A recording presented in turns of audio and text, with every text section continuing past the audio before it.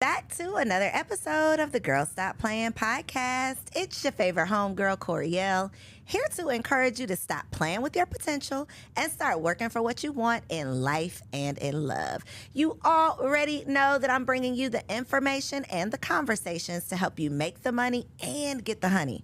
You can have it all as long as you are willing to work. And today, we got a working woman in the building. We're not even going to be talking about work, though. We're going to be talking about wellness and well-being. Some really important conversations that are truly meant to move the culture forward. So pause right here, share this episode, tell a friend to come on in for this conversation, okay? We got Latanya Taylor on the couch. Are you ready? I am. Y'all, let me just tell y'all, okay? We got to get Latanya warmed up because we're late starting this episode.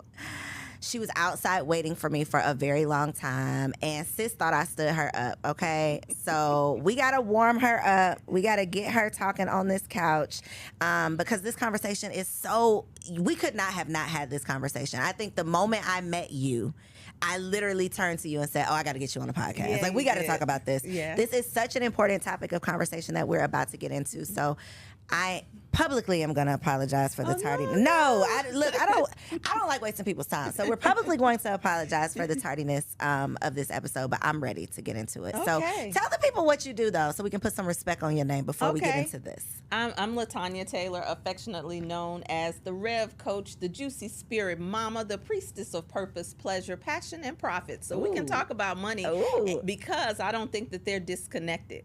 Okay. Our womanhood and our femininity is very much connected to our wealth. Let's start there. Tell me how. Well, I work with feminine leaders. At least I intend to work with women who are in leadership but have maybe forgotten their feminine vision, their feminine soul, their feminine desires. Because we have a model from white men on how to do business. And we come into the business world, which is masculine.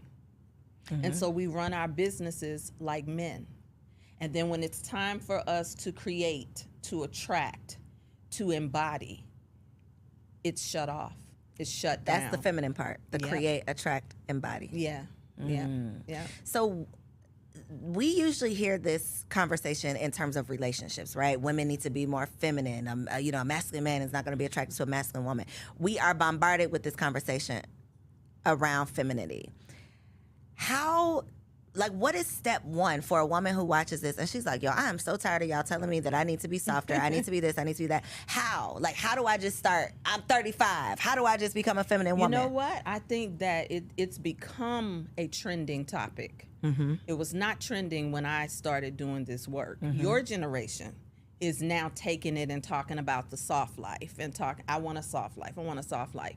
And now men are jumping on board telling women how to be feminine, which is no different than, can I be honest here? Of course. Can we be no holds Real. barred? Okay, good. Because we've also been conditioned through the church and through religion with men telling us how a woman is supposed to be. So it's no different than the Proverbs 31, the woman and the virtuous woman and this and that. Now people are jumping on a bandwagon. So where do you start? You start with your desire. A woman must start with her desire. Let me say that again. Her desire. Because femininity has many faces. There are many faces of the goddess. There are many faces of feminine energy. And all of it is not soft. Some of it is fierce. We have warrior models. We have marketplace women. We have medicine women. So you have to start with your desire, because the question that I would ask a woman, particularly a woman in leadership, is whose life are you living? Whose children are you raising? And whose man or partner are you? That part. I think the emphasis when you said her desires, I interpreted that the emphasis on the her because so many women are doing things, making decisions based on somebody else's desires. Absolutely. And we don't even realize it. Yeah. Because, if your mom has put something in your head since you were a little girl that was her desire for your life. Right. And then you grow up and you evolve and you mature into this grown-ass woman Right. who has this desire. It ain't even your desire. You don't even know where this came from. Right. You've just been repeating Right. what was, pretty much put on you by someone else, and you don't even realize that this is why you're not fulfilled. Right. Remember, where we started was talking about the mother wound. Exact. Oh, it's in caps on my card. We're going to get around to that. So Yes, it's ma'am. funny you mentioned mother, because once you start getting clear about whose life you're living, who are you making love to? Are you making love to the idea in your head? Or are you making love to who you really want to make love to? That's why I do the work of Juicy, because Juicy is not just about being orgasmic. It's not just about being sensual. Juicy is about unveiling the intimacy in you. Intimacy means into me I see, right?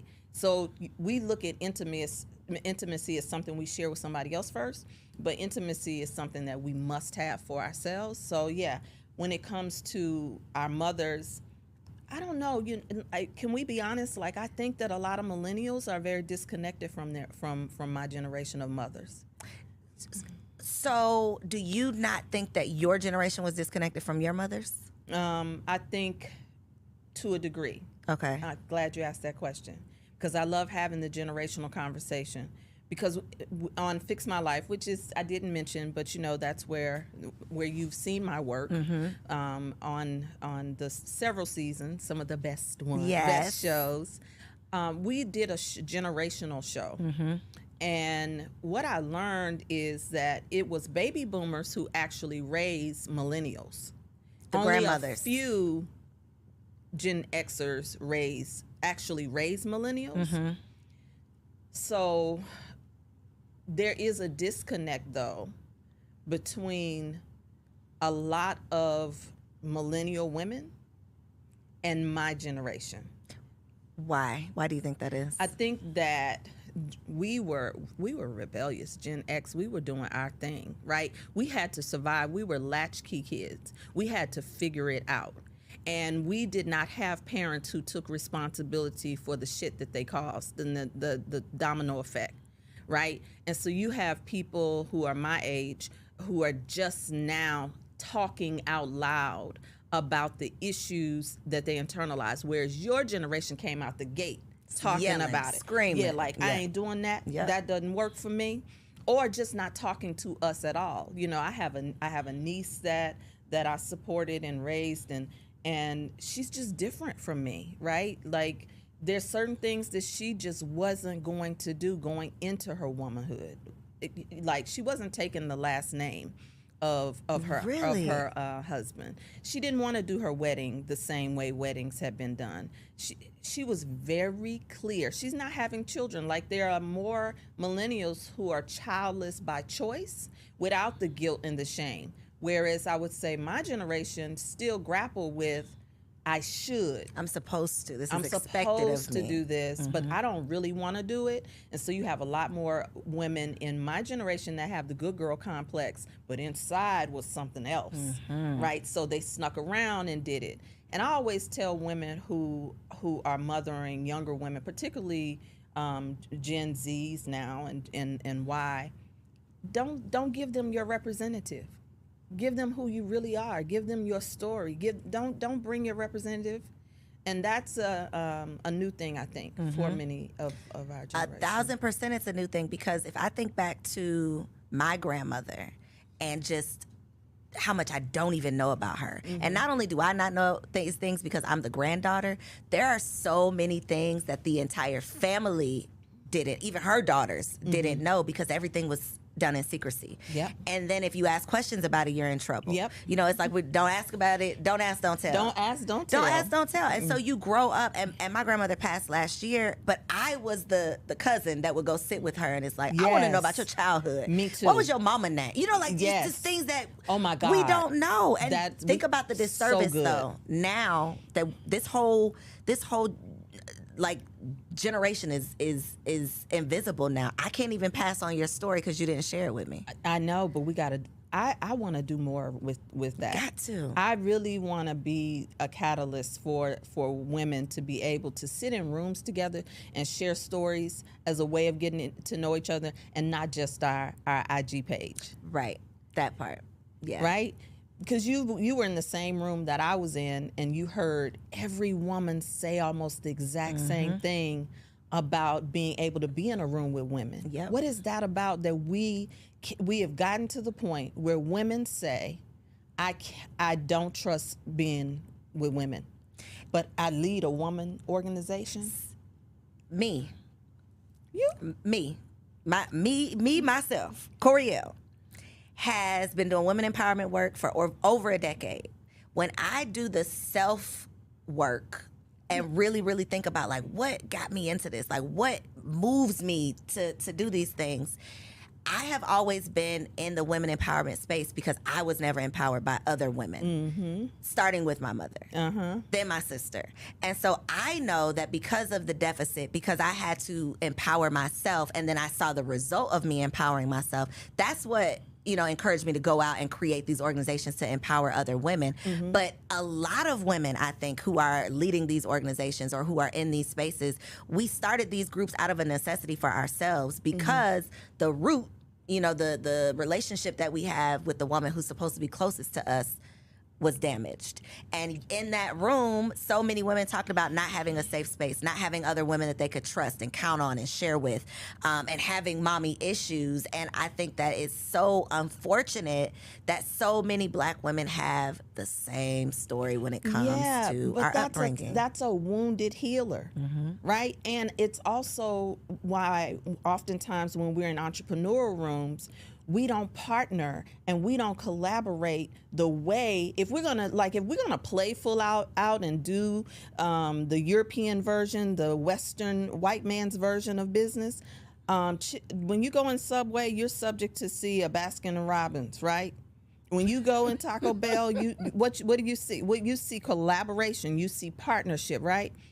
But we think that we have to do it all by ourselves, or that woman is competition. We are light years behind on ways to do business, right? And so that is toxic, and our money is toxic. And that is why it's easy for so many women to be burnt out, because now you have to pretend. Now you become a prisoner to your brand. Right? And so what is that? Because I love the example that you gave. You said your mother and your sister. And so I think the saving grace for me was I had a sister who was my soft place to fall. I had a sister who was my angel, my rescue. And so I could not imagine going against women the way that I see us do to one another, because I had my sister which is how it really is supposed to be. Like, in love and relationships, polyamory is also becoming popular and trending, because we have this model of it's supposed to be one person. So now you have a woman, like you just had a baby, right? So now you have women who are having babies, and your baby is only knows one pair of arms, right? That model is distorted and it's pathological for the woman, because we are tribal people, and our children are supposed to be able to be passed from arm to arm, grandmama, auntie, and play mama, play cousins, so that mama can get a break. Mama can take care of herself. But we don't have a model, so we got to mind. It's my business. It's my baby. It's my man, right? So everything has to be possessed from a deficit, from a lack consciousness, not from an abundance. Now, I'm not saying that everybody's supposed to share their man. That model does work. That's where I draw the line. We keep my baby, but the baby daddy is not staying with me. But let's keep it real, though. How many people are man sharing anyway? Big facts. Poly and don't even know it. Didn't even sign up for that. Some of them do, though. Right? How many women are settling? They're the side chick, right? the jump off. For what they can get instead of waiting for what they want. It happens every day. Especially in ATL, honey. Especially in the ATL. Why, and Lord DC, Jesus? let's not leave out DC, honey. Oh, the blackest cities. Okay. Can we get it together? Let's just get it together. Don't get mad. Don't come for me. Because I lived in these cities and I know something about this. Right. You can say what you want to say, but the streets speak for themselves. Right. So you mentioned working on Fix My Life. Mm-hmm. Is Ayanla nice in real life? Yeah, and I don't like that. So that's what TV does, right? Yeah, it does a disservice because you only see what the people want you to see, basically. But she absolutely is a stern figure in your life. But when I tell you, so giving, so accommodating, so sensitive, and so that image is created by TV through sound bites. But you will in her presence, and I mean I am an extension of that. In her presence, you're going to feel the presence of power, right? You're going to be seen, and a lot of us are not used to somebody not just seeing us, but seeing into us. So that was a valid question, particularly because there's a lot of millennials who can't stand her. Let's keep it real. It's grandmother vibes, though. It's like I'm gonna be strict with you because I want the best for you. I'm not about to play with you, and you're not about to play with me. But I love you, and I want the best for you, and I want it to work out. Yeah. And so I brought her up because I think a lot of you mentioned her. I think a lot of times when Ayanla's name comes up, Kevin Samuels' name comes up as well because people had and I want to find out from you, like your take on Kevin Samuels, not necessarily his content, but his theories, right? Not necessarily what it was wrapped up in, but the content of his message. Because for the Black community, Ayanla for a long time was the only person that was giving us the tough love. It's like, I'm not going to sugarcoat it. I'm not going to tell you what you want to hear. This is what it is. Now, what are you going to do about it? Kevin Samuels came along, and he added a lot of curse words and some shenanigans into the conversation. But he was the first that I can think of, the first man that was in that space. And so she, to me, represents like the grandmother again. Like, I want what's best for you. No shade. Don't be offended by that. I'm sorry. But I want what's best for auntie you. Is the auntie. What she's called in the culture. Okay, I'm sorry. That was offensive. She is a grandma and a great grandma, and she would own it. Don't be mad. Hell, I don't know. Y'all might think I'm a grandma. Shit, I don't know. Auntie. Okay. But his whole thing was like, you don't like how I'm saying it, but if you just listen to what I'm saying, you'd appreciate it. So I want to know from you, what was your take on like his message, and do you see any similarity? Because you obviously work very close with Ayanla, so you have more of a realistic understanding of who she is versus just who we see on TV. Yeah. So yeah, I've been with her for over 20 years. She's pivotal in the transitions in my life. So yes, I have seen it in my life first. Not a fan, so there's a lot of fangirls. So I'm not an Ayanla not fan. That, no. Right. And I will say I regret that I caught up to Kevin Samuels closer to his death. Initially, I usually have an aversion to men telling women what to do, period, because it's too much of that. Okay. And I do think that there are other voices in the culture. Ayanla just happens to be one that's highlighted. I do think there have been other voices. But Kevin Samuels didn't lie. We didn't like his delivery, but many of us didn't grow up in households with our fathers either, so we don't know what it is to be corrected by a man, told the truth by a man, called on our BS by a man. All of our fathers and uncles are not loving. Some of them are from the streets and they're gangsters. They call you out. Some of them are from a school of hard knocks. They just give it to you straight. If you happen to have a father that was able to stroke you and to affirm you and that's beautiful. But all men are not like that. Even when we get married, as a woman, sometimes I think my husband is harsh. And I'm like, damn, why you have to say it like that? But I had to work on how I receive, which takes you back to the feminine, right?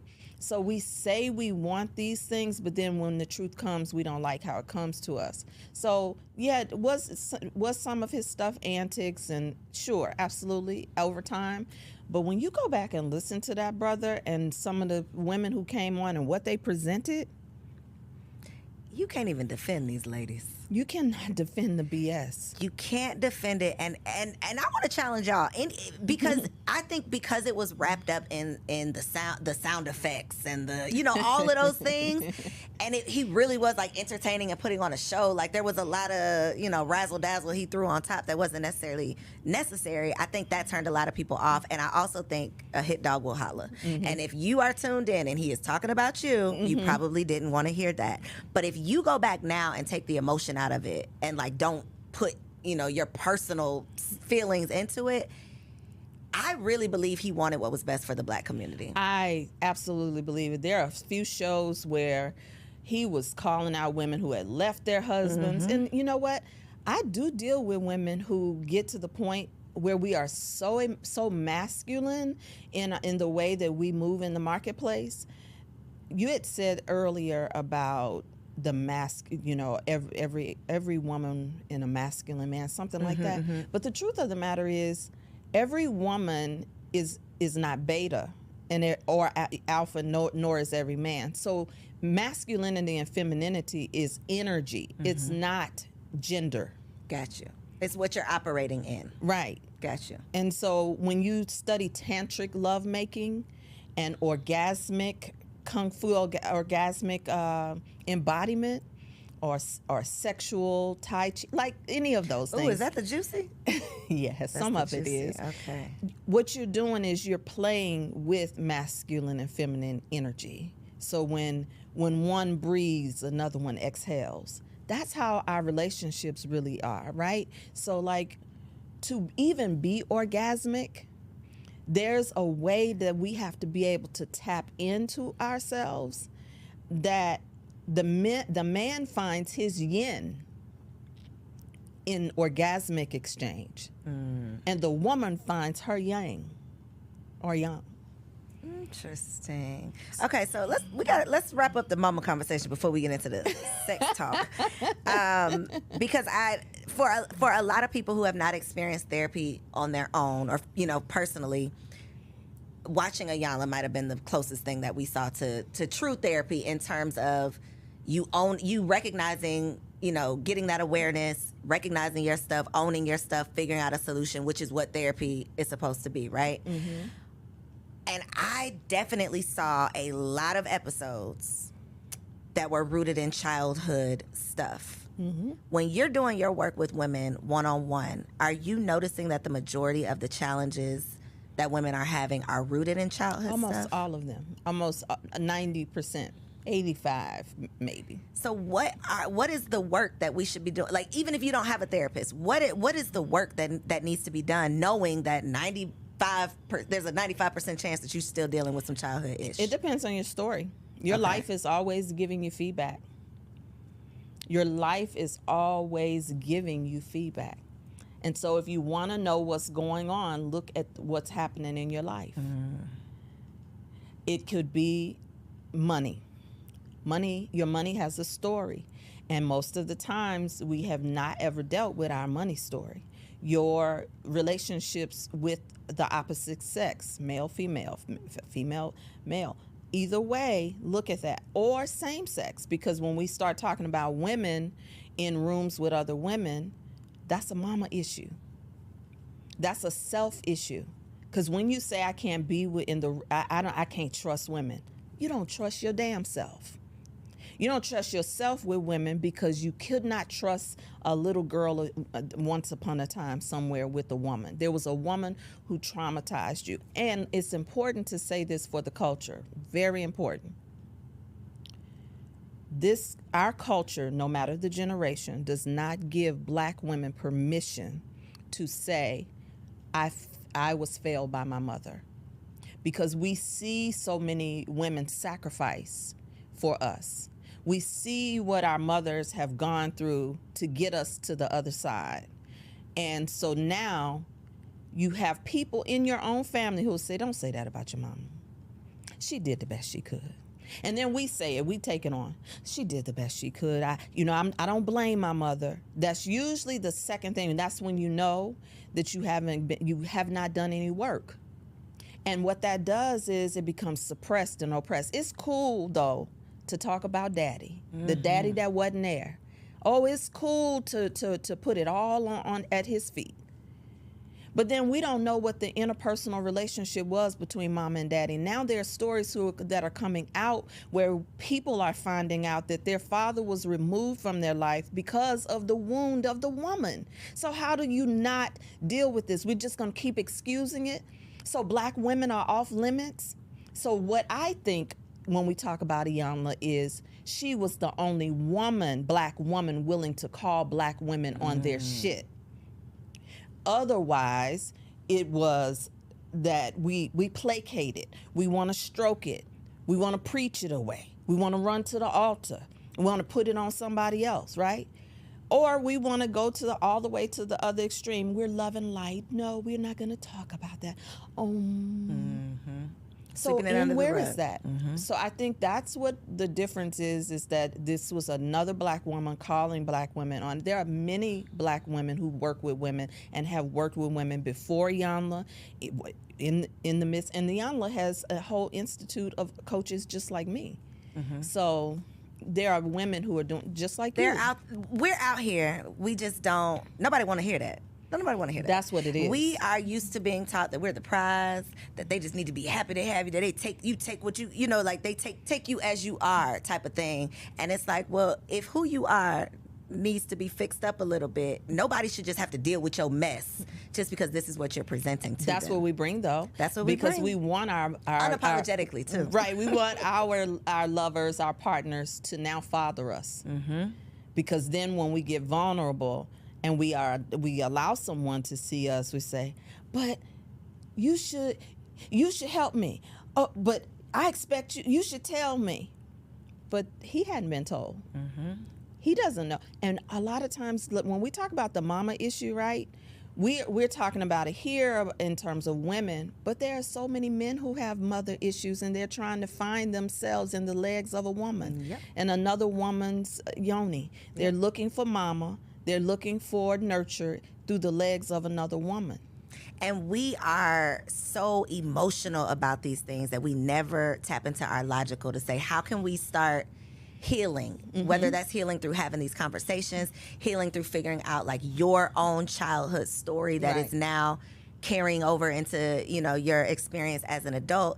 And I am always, I guess, I find comfort in knowing that it ain't just me. Like, it ain't just me and my mama. Even me, I have, a couple of, actually, if I really think about it, I probably don't have one, maybe I have one friend that had a healthy relationship with her mother. I'll say that. Really? A healthy relationship with her mother. In my experience, it's always like butting heads when it comes to and I don't know if this is a black woman thing. I don't really know too many white women, so I'm gonna just say that I don't know. But it always seems like there's that head butting, like there's a competition between mother and daughter. And I mentioned briefly with me and my mom, me and my sister. I have 2 boys, and me and my husband have talked about are we done having kids? Are we gonna have one more? Do we want to try for a girl?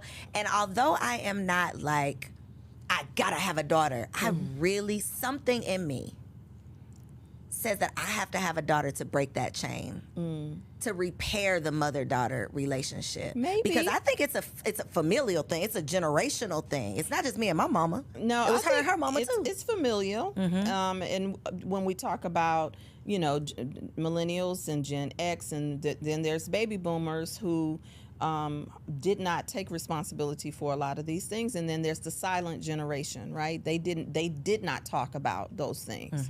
So the story stopped really with the silent generation because they didn't tell what their traumas were, and then baby boomers covered it over by trying to climb the corporate ladder, or keep you from having to climb the corporate ladder, and then X is the same, but. I don't know. I see that differently. I see it as both and. Yes, you could break the generational pattern by having a girl You will be putting yourself in an initiation, a rites of passage process, or you can commit. More women could commit to seeing young women as your daughters, as your nieces. I think that millennials are much more disconnected because of technology. They did not grow up playing with their cousins the way that we did. We played with our cousins. We looked out. Your cousin was your sibling. Your neighbor was your was like everybody. We had a relationship, but when you have a relationship with technology, right? There's something that cuts off, and you're numb from seeing the tribe. I am responsible for that young woman who I'm in proximity to. That even is if we're my not related. Even if we're not related. Even if we're the not village related. mindset. That's right. Absolutely, the village mindset. I have to stop myself sometimes in the store when I see other people's children, because I know that these children now will fight you. Right, and their mama will turn around and fight you too when their kid was doing wrong. It's a whole new world out here. But I've been talking about this village concept because it's not like we've heard. It takes a village to raise a child, but it takes a village to do life. It takes a village to have a successful business. It takes a village to have a healthy marriage.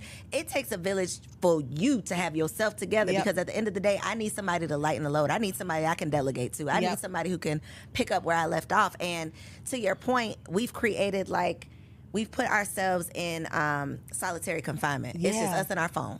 It's us and our phone. And you know what? I want to say this too. Mother is more than just your mother as well, right?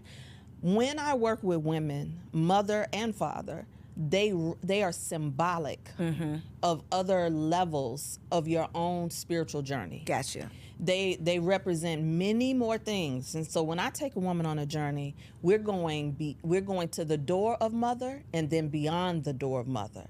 Oh my God, when I tell you, I found myself at my own altar praying when I had been rejected in sister circles, pastoral circles, because I am ordained as well, and so I was hanging out with ministers, but I'm different because I'm metaphysical, I'm eclectic, right? I'm free.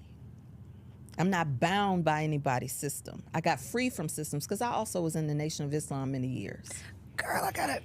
You got so much, Lord Jesus, that wasn't even on my list. Okay. Wow. You have lived lives. It was right. I literally started. Some people many are called, but few are chosen. So wow. I answered the call. So I started when I was very young, giving my life to religion. So I know religion, what it takes to not be addicted to religion. I got married when I was young. I was 19 years old when I got married. I had businesses as a young woman when I got married. So when I talk this, I'm not talking it from no hoity-toity, airy place. I'm talking about the journeys of what it took for me to become the butterfly, what it took for me to become juicy, right? And so when we look at mother, we just stop at our mother, right? But I had to pray when I felt the pain of rejection, because I had to ask myself, why do you care so much about being accepted by these women? Why does it cause you so much pain? And initially, I hovered around the women and what they were doing and what I had given to them, and reciprocity, because we love that word too, right? Relational reciprocity. But it wasn't that. And and this is why ancestral work is so powerful. At my altar, I found these answers. It was at my altar that my ancestors showed me in my prayers. It's because you're still trying to prove to your mother to see me that you're valid. So guess what? We take that and we go from one circle to the next, really seeking that. And so I cried those tears. But when I got the answer, sis, oh my God, it was a game changer. I got comfortable in my business. That's why I say it's not disconnected. I got comfortable not having to promote my business the way other people did, and would be full. My programs would be full when I got comfortable. But I wasn't out here hoeing myself on the internet. Come on. Right? And I got comfortable, and then my clientele started to change. I wasn't attracting women with broke mindsets and broken hearts. Don't pay. Come on now, you know about clients Yes, who ma'am, come I in and do. don't pay. I stopped attracting that. And then my clients started to call me the same thing that my friends would call me, Mama Latanya. I couldn't even embrace Mama Latanya when they would call me Mama Latanya, because inside I had not embraced that because of that wound. And now I'm an initiated priestess, and what do they call me? Mama. Iya. So our journeys, our steps are ordered. Our steps really are, even the pain body that we walk in and avoid, we'll just stay in remedial learning. We'll just keep on doing it. Do you have children of your own? No, and that's what I was going to say too. That's why Mama was a challenge for me, because I wanted children initially. And, you know, I've done plant medicine journeys, other initiations, where I have had experiences where the great mother, the divine mother, showed me that in past lives I had already mastered Mama. You've done that. I did not come here this time to have physical children. I came to mother other women like you with stories. I came to mother other women who felt motherless. And so my clients have testimonies of being able to be available to their girls, their children, who when their girls are coming on their cycles now, they have ceremonial experiences, and not tell them, don't come in my house and don't bring no babies up in my house. You better keep your legs closed. How many of y'all heard that? And that's all we heard. And there was no other part of the story. That's it. Right. And then we wonder why we can't have successful relationships. And we wonder why what's also not talked about is the infertility rates amongst Black women. What do you think is causing that? I think it is mind-body connection, and those messages of shame and guilt, and also expenses. There are millennials who say that the children are too expensive. Straight up like that. Yeah. When you mentioned at the beginning, you know, the millennials are like the first real generation that are like, no, I ain't have no kids, and what you gonna say about it? I've always known that I wanted kids. It ain't never been a thought. I knew I wanted kids, right? I didn't judge people who said that they didn't want kids, but I never understood it. I never understood it. How could you not want kids? But baby, now that I had these kids, I just feel like I have a whole new understanding of you making a conscious choice that this is not what you want your life to look like. And I don't think that we as a society have given women the grace to be able to do that. Because to your point, it's like, if you don't have kids, what's wrong with you? Or why would you not want to? Ooh. Or there are women who that it wasn't meant for them. Right. So how do how does that make someone feel if you're like, well, your life is meaningless if you're not a mother? And it's like, well, no, I've done that. I've mastered that. I'm here to experience something new. It took me a long time, though, to get here. I can imagine. It took me a lot of processes. I can imagine. It took me a lot of herbs, a lot of detoxing, a lot of stuff that I thought I needed to fix within me so that I could get pregnant, because I have the mothering energy and mothering spirit. And what would happen is I'd mother everything around me, right? And then, so when it didn't happen initially, I felt some kind of way about it, and in my book I actually talk about that being a pathway into my femininity, because I was ordained as a metaphysician long before I came into more of this feminine art technology. And I didn't do it with us. I did it in the company of 250 women from all around the world. And I didn't do it with us because most of us, we want to do the work through pain, not through pleasure. And so I learned through 250 women who did not look like me, a neutralizing force of womanhood that got me to have some of these conversations. And it was a beautiful thing for me. And it was in that moment that I said, I gotta do this for us. We gotta know pleasure. But now we take it to another level, man. We go balls to the walls. Yeah, they be doing a little too much. We gotta reel it in. Everybody want to be sexually free on the internet. Liberated. Yeah, liberated right here on Instagram. But it's such a sacred art that it should be done in sacred containers, right?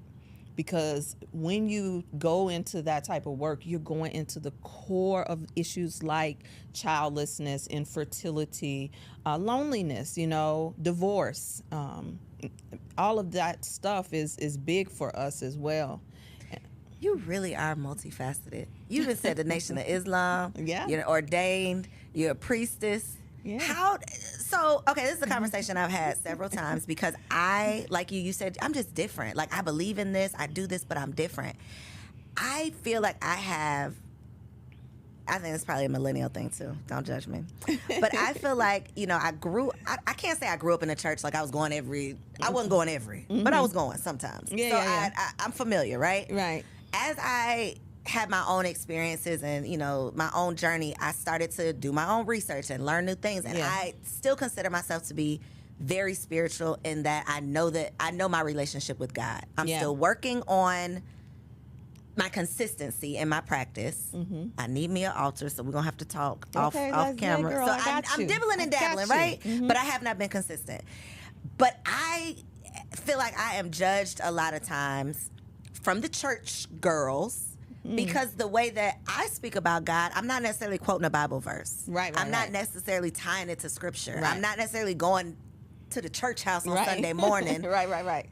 Or speaking in tongues. Mm-hmm. But I know my relationship with God, and it's very hard for me, if I'm doing a speaking engagement or anything, to not mention God. It's just hard for me not to do it. Mm-hmm. But because I don't do it in the way that they think that I should do it, I am, judged a lot of times for that. And so I can only imagine if you come to the table, you might be talking about God, but you might be talking about the ancestor. I might. You might be talking about any of it. So I might be talking about chakras, how honey. are you? I might be talking about colors. Because it's all part of it, right? Aromatherapy, because it's all there. You just said something about tantric. Wait a minute, honey. What's that song? Who is it? I might say the name wrong. It's all there. What's that song? You know that hip-hop song. What is it? It's all there. It's all a part of it. It's all there. Yes. It's all a part of it. You can see it all in scripture. But see, we just regurgitate what we've been heard, what we've heard, what so we've your been mama taught. said it was bad, but baby, so it must I've been be taught bad. how to exegete the text. Come on. Okay. So I know how to go in and study and divide the word. But not just the word in a Bible, right? I know how to read Quran. I go to the dictionary. I know law. I know spiritual law. I know when ministers are reading the books that they won't tell y'all they reading because they go and teach about it, but they won't tell y'all about it. They won't tell you the authors. That part. So, I mean, really, it's just freedom. It's just spiritual freedom, right? It's really just when the word says who the Son sets free is free indeed. What are we trying to put? It's men who try to put other people in bondage. Humans put people in bondage. And when you know that level of freedom, you become spiritually multilingual, right? We want to go to school and take Spanish or some other language. But then we're not diversified. But if you do yoga, you going to hell. Oh, listen, what is going on? It's a whole thing going on with that. And it's to the point where it's so divisive. That's what I think about religion. I think religion is just divisive. It just divide. I'm right, you're wrong. That's what religion is to me. If you don't do what I say, the way that I say you should do it, you're going to hell. I don't do religion like that. That is not what I do. That is one thing I do. You gotta appreciate that about the millennials, because we're not subscribing to that. I absolutely. We're gonna write our own stories. We're gonna do it in our own way, and we're not gonna live in that box you try to put us in. That's right. Listen, if I had some of the gall of millennials, I wouldn't have spent all those years. I think you do though. What kind of? But you've evolved. You're saying you've evolved into this. Yeah. So another theory that I have, an unpopular opinion about the church. Is that the black church is keeping black women single. I think the black church is also keeping us poor too. Broke. That part. How can we shake loose? Or do you think I think it's by design, and that'll probably be another conversation. It is by design. Yeah, but do you think in our lifetime we're going to realize that? In mass, not just one or two here. I think we're in that season right now. We're in a season right now where we're in a second eclipse in less than 30 days. We're in a Mercury retrograde right now. We're in an Aquarian age where Aquarian just shifted signs. And so this is where the people wake up. And so what we see, the forces that we see, the nefarious energies that keep on coming at the culture, is to keep us distracted and scattered, because there is a mass awakening and questioning happening. And so when in order to keep people distracted, you got to turn it up. You got to keep them in survival mode, keep them injected with things. Don't snatch this video down, YouTube. Okay, we'll just keep it there. I okay. didn't say you ain't say else. nothing, but I picked up what you was putting down. I'm talking about even now in your food. I mean, listen. So, I mean, I've lived abroad too, right? Where'd you live? In Costa Rica. Okay. Do you know, like, the things that we eat are They're like not illegal. They're illegal, not even allowed. The weight that we gain and carry, I didn't even have to worry about food. I could eat white bread and drink coffee in Costa Rica. Anyway, I digress. But the point we were talking about is freedom. And once you know freedom and you know law, not just laws to be so spiritual and talk about law of attraction.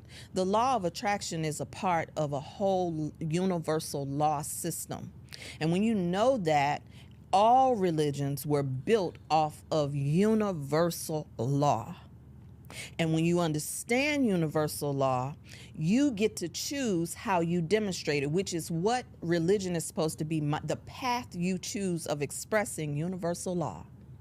Well, we sure got off that path, didn't we? Because that is not what religion is now. Right. At all. Well, there's a history. Right. Most of us don't know the history.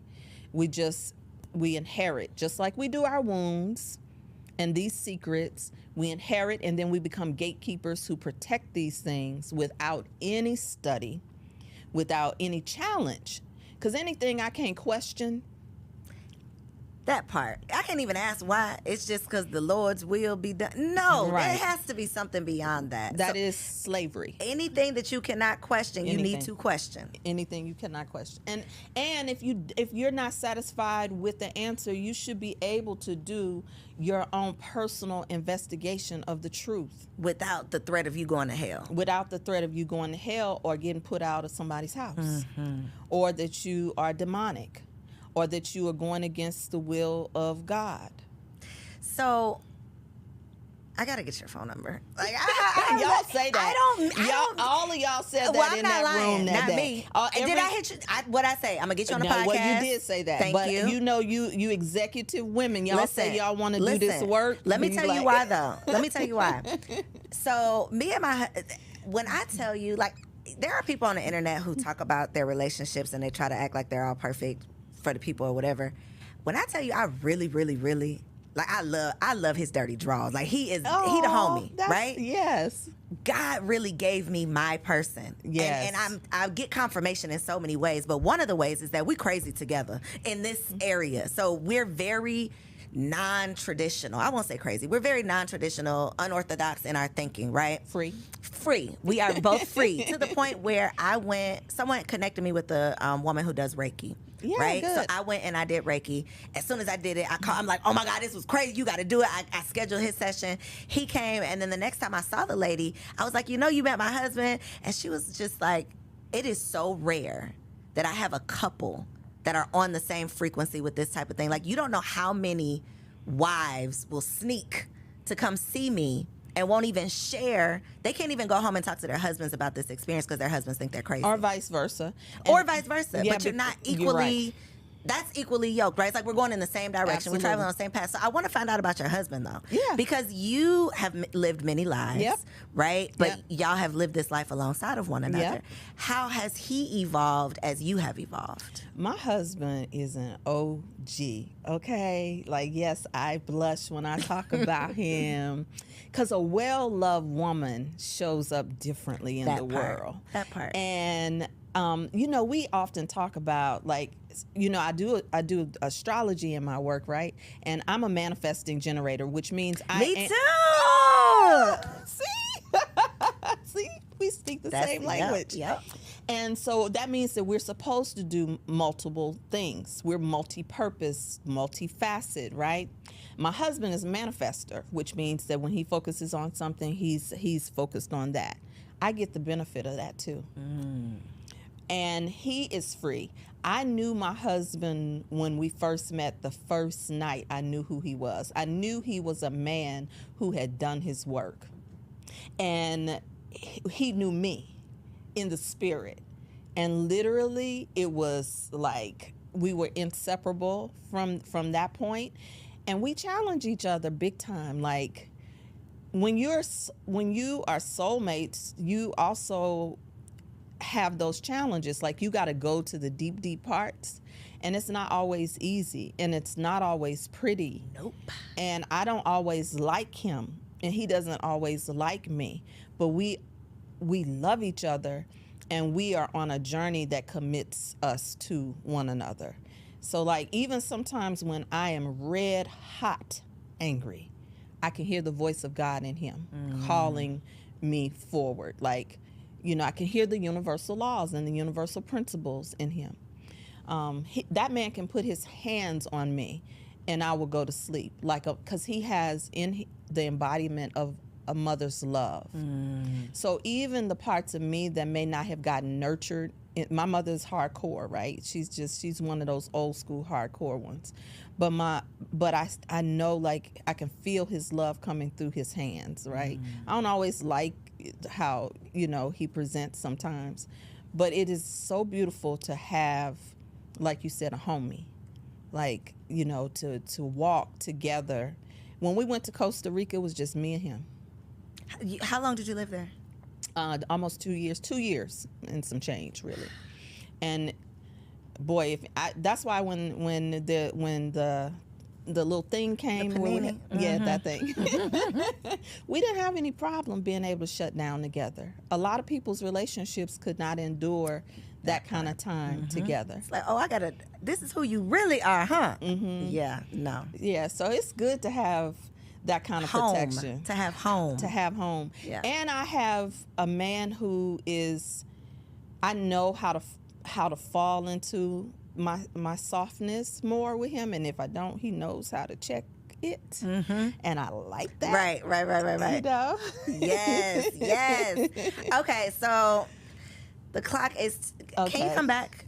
Yeah, you for real? Did I lie this time? Okay, no. Because I don't like when people, I'm like, is this a Hollywood invitation? Are you just saying it because it's Atlanta polite? is Black or Hollywood. am I really going to hear from you? That's why I make sure I followed up, because I'm like, this ain't that. Yeah, right. And truly, all jokes aside, the conversation around the mother wounds is so necessary. It is so necessary. It's so necessary. So, are you taking new clients?